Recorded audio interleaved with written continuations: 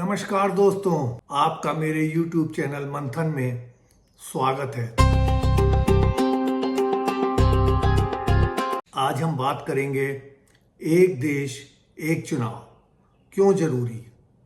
आप लोग सोच रहे होंगे देश में साल में एक बार चुनाव हो या 4 बार चुनाव हो, आम आदमी के ऊपर इसका क्या फर्क पड़ता है। बहुत फर्क पड़ता है मित्रों। जब देश में 4 बार चुनाव होते हैं तो आप सोचिए कितना खर्चा होता है, कितना संसाधनों का दुरुपयोग होता है। एक रिपोर्ट के अनुसार 2019 के चुनाव में 60,000 करोड़ रुपए से अधिक खर्चा हुआ। 2024 के चुनाव में ये रकम बढ़कर 1 लाख करोड़ से 1,35,000 करोड़ तक जा पहुंची।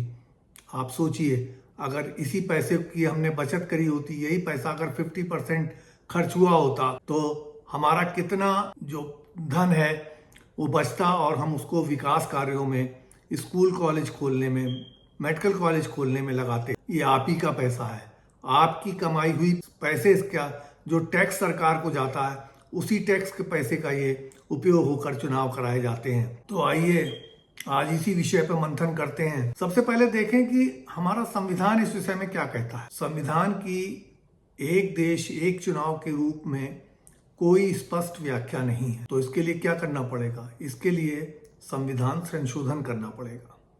और संविधान संशोधन में के लिए आप जानते ही हैं कि संसद से 2/3 बहुमत और आधे राज्यों की विधानसभाओं से इसको स्वीकृत मिलना आवश्यक है।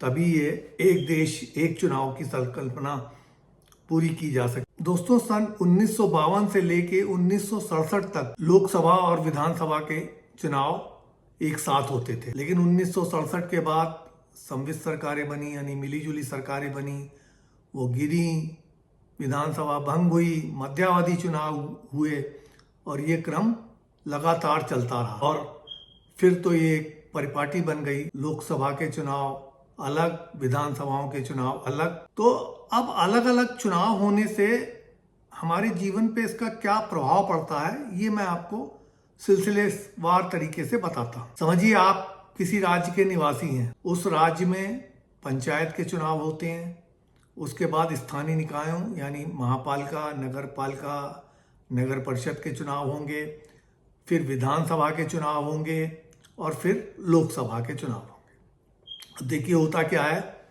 कि जब ग्राम पंचायत के चुनाव होंगे तो आचार संहिता लग जाती है 1 महीने के लिए। तो एसडीएम से लेके और पटवारी तक सब चुनाव में व्यस्त हैं।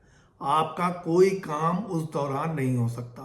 आपको जन्म प्रमाण पत्र बनवाना हो, आपको जाति प्रमाण पत्र लेना हो, या आपको और कोई काम हो, सारे काम बंद हो जाते हैं आचार संहिता के नाम। इसके बाद आइए स्थानीय निकाय के चुनाव में, महापालिका, नगर पालिका, नगर परिषद के चुनाव, इनमें भी यही हाल होता है।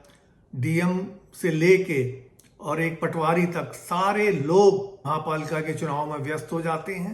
1.5 से लेके 2 महीने तक, जब तक आचार संहिता लगी रहती है, आपका कोई काम महापालिका में नहीं हो सकता। अगर आपको नक्शा पास कराना हो, नल का कनेक्शन लेना हो, बिजली का कनेक्शन लेना हो, सारे काम बंद। इसके बाद आ जाते हैं विधानसभा चुनाव। अब विधानसभा चुनाव में मुख्यमंत्री से लेके और एक सबसे जो नीचे का कर्मचारी राज्य सरकार में होता है, वो तक सारे लोग बिजी हो जाते हैं विधानसभा के चुनाव में। अब आपको सोचिए, 1-1.5 महीने के लिए आचार संहिता लगी, सारे काम ठप, न कोई विकास कार्यों का टेंडर होगा, न टेंडर खोला जाएगा, न कोई वर्क अवार्ड होगा। पूरी व्यवस्थाएं सब एक तरीके से स्टैंड स्टिल हो जाती हैं। इसके बाद आता है लोकसभा का चुनाव। अब लोकसभा के चुनाव में प्रधानमंत्री से लेके और संतरी तक सब बिजी। उसमें भी 1 से 1.5 महीने तक की आचार संहिता रहती है। देश के रुके हुए कोई भी काम उस दौरान नहीं किए जा सकते। मतलब पूरा देश एक तरीके से स्टैंड स्टिल, कोई निर्णय नहीं, कोई सरकारी निर्णय नहीं, कोई नई योजनाओं की शुरुआत नहीं, कोई काम नहीं होता। अब ये हमारी परिपाटी बन चुकी है। अब साल में सोचिए, आप 4 महीने आपके पूरे के पूरे चुनाव में बर्बाद हो गए। 8 महीने देखा जाए तो काम होगा। सरकारी काम जो भी होता है, योजनाओं की स्वीकृति, योजनाओं का इम्प्लीमेंटेशन, लोगों के सुख सुविधाओं के लिए सरकार के जो भी कार्यक्रम चलते हैं, वो 4 महीने बिल्कुल ठप। नेताओं के तो मजे, उनका तो चुनाव के दौरान पॉलिटिकल टूरिज्म होता है। वो तो बड़े नेता से लेके एक छुटभैया नेता तक हेलीकॉप्टर लेके चारों तरफ घूमते रहते हैं और जनता तमाशा देखती रहती है। अब सवाल उठता है कि इसको देश में कैसे लागू किया जाए। तो मेरा व्यक्तिगत सुझाव इस प्रकार है। सबसे पहले प्रथम चरण में हम राज्य की जो ग्राम पंचायत के चुनाव हैं और जो स्थानीय निकाय महापालिका, नगर पालिका, इनके चुनाव हैं और विधानसभा के चुनाव हैं, इनको सबसे पहले साथ साथ कराएं तो एक रूपता आ जाएगी। 2 चुनाव जो अतिरिक्त होते हैं ग्राम पंचायत और स्थानीय निकायों के, वो सम्मिलित हो जाएंगे विधानसभाओं के। दूसरे चरण में हम सारे देश की विधानसभाओं के चुनाव एक साथ करा सकते हैं, लेकिन इसमें एक प्रॉब्लम आएगी कि सबका कार्यकाल अलग अलग है। हर राज्य की विधानसभा का कार्यकाल बिल्कुल अलग है, तो इसको कैसे किया जाए। तो इसके लिए आप एक कट ऑफ डेट तैयार करिए कि इस तारीख तक सारी विधानसभाओं का कार्यकाल रहेगा और उसके बाद सारे देश की विधानसभाओं का चुनाव एक साथ कराया जाएगा। उसमें हो सकता है किसी सरकार का 2 साल का कार्यकाल बचा हो, किसी सरकार का 1 साल का कार्यकाल बचा हो। तो इसके लिए सारे स्टेक होल्डर से बात करके एक यूनिफॉर्मिटी लाई जाएगी और उसके बाद दूसरे चरण में हम विधानसभाओं के चुनाव साथ साथ करा सकते हैं पूरे देश में। फिर तीसरे चरण में हम इसी तरीके से लोकसभा और सारी विधानसभाओं के चुनाव एक साथ करा सकते हैं। अब इसमें देखने वाली बात यह है कि हमें विधानसभाओं और लोकसभा का कार्यकाल स्थिर करना पड़ेगा, यानी 5 साल तक विधानसभा भंग नहीं होगी। अगर किसी वजह से मध्यावधि चुनाव होते हैं तो जो बचा हुआ कार्यकाल है उसके लिए सरकार चुनी जाएगी। इसके लिए प्रयास जरूर करना पड़ेगा, सारे राजनीतिक दलों से सरकार को बातचीत करनी पड़ेगी और उसके बाद इसका समाधान निकाला जा सकता है। तो इस तरीके से 3 चरणों में हम करने के बाद एक देश एक चुनाव की संकल्पना को जमीनी स्तर पर उतार सकते हैं। अब इस संबंध में सरकार ने क्या किया है ये भी जानना जरूरी है।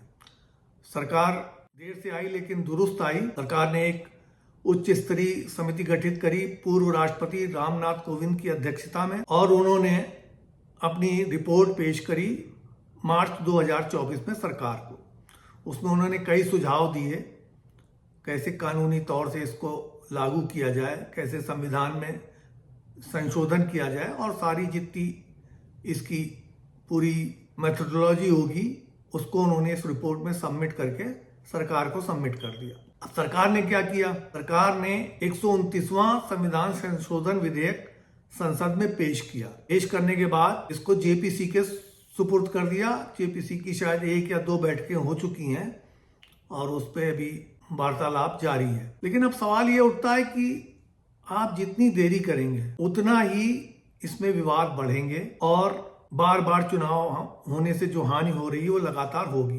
तो इसमें मेरा स्पष्ट रूप से मानना है कि प्रधानमंत्री जी को इसमें हस्तक्षेप करना चाहिए, सारे स्टेक होल्डर से बात करनी चाहिए, चाहे विपक्षी दल हो चाहे चुनाव आयोग हो, सब लोगों को एक प्लेटफॉर्म पे आके बैठना चाहिए और इस पे मंथन करना चाहिए कैसे इसका रास्ता निकाला जा सकता है। अब विपक्षी पार्टियों का ये कहना है कि इससे फेडरल स्ट्रक्चर पे फर्क पड़ेगा। अरे भाई, इस पे संघीय ढांचे पे कैसे फर्क पड़ेगा? अगर एक देश एक चुनाव हो जाए तो इसमें संघीय ढांचे का प्रश्न कहां से आता है? ये विचारणीय विषय है, इस पे सबको विचार करना चाहिए। हर भारतीय का कर्तव्य है कि जहां भी उसको मौका मिले, जो भी जनप्रतिनिधि सरकार के हों चाहे विपक्षी दल के हों, सबसे कम से कम ये तो उनसे बात की जा सकती है कि देखिए, एक साल में 4-4, 5-5 चुनाव होने से हमारे टैक्स पेयर्स का पैसा बर्बाद हो रहा है। इस संबंध में आप लोग कुछ ना कुछ कार्रवाई करिए जिससे एक देश एक चुनाव का जो हमारी कल्पना है वो पूरी हो। जब आप एक देश एक टैक्स, जीएसटी जैसे टैक्स को लागू करवा सकते हैं सब लोगों से बात करके, तो इसमें भी कोई अड़चन नहीं आनी चाहिए, ऐसा मैं सोचता हूं और आप लोगों से भी अपील करता हूं कि हर मंच से इसको उठाइए।